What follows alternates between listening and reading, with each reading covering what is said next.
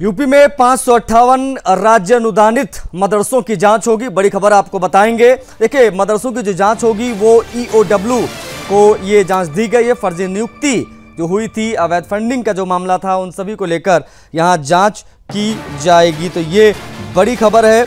आपको बता दें कि कोविड काल में 308 शिक्षकों की भर्ती हुई थी, उसकी जांच यहां पर की जाएगी। मदरसे और मस्जिद की जमीन पर अनुदान की भी जांच होगी। आपको बता दें, ईओडब्ल्यू 4 सप्ताह में एनएचआरसी को सौंपेगी रिपोर्ट। बड़ी खबर है ये इस वक्त की।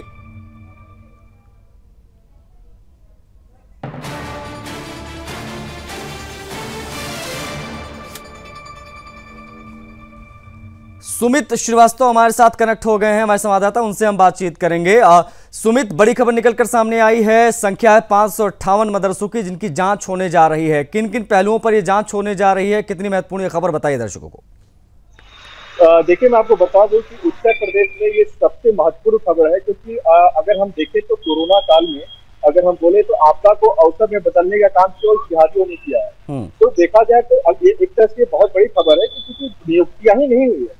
नियुक्तियों के साथ साथ मदरसे भी काफी संख्या में बढ़े हैं, जो फर्जी कागजात दिखा के जमीन अधिग्रहण करके उससे मदरसे खुले हैं, उसमें नियुक्तियां हुई है, और साथ साथ नियुक्तियों के साथ साथ और भी बहुत सारे काम हुए हैं। तो अगर इसमें जांच बैठ रहा है तो ये अपने आप में बहुत बड़ी बात है। उत्तर प्रदेश सरकार इस पर बहुत ही सख्त नियम लगाएगी और सख्त कानून लगाएगी, क्योंकि उत्तर प्रदेश सरकार, योगी गवर्नमेंट इन सब चीजों पे बहुत पैनी नजर रखती है। हालांकि जो यहाँ के राज्य मंत्री हैं दानिश आजाद अंसारी, उनसे भी बात हुई थी, उन्होंने बताया था कि इस पे सख्त कदम उठाए जाएंगे।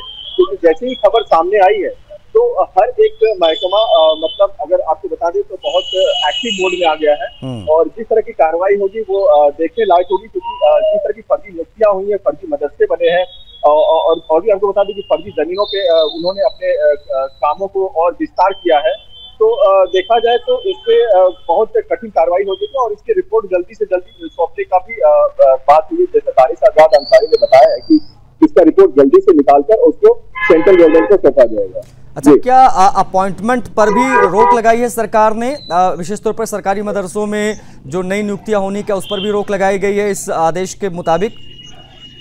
नहीं, आपको बता दें कि ऐसा अभी कोई आदेश आया नहीं है कि नियुक्तियों पर रोक लगा दी जाए। लेकिन आपको बता दें कि नियुक्तियां जो हुई हैं कोविड टाइम में, वो एक तरह से देखा जाए तो फर्जी नियुक्तियां हुई है। क्योंकि वो फर्जी नियुक्तियां इसलिए मैं बोल सकता हूँ क्योंकि उस टाइम पे जो नियुक्तियां हो रही थी तो मदरसे भी इस तरह कानूनन सही नहीं थे, क्योंकि उनके जो जमीन अधिग्रहण हुए थे वो भी सही नहीं थे।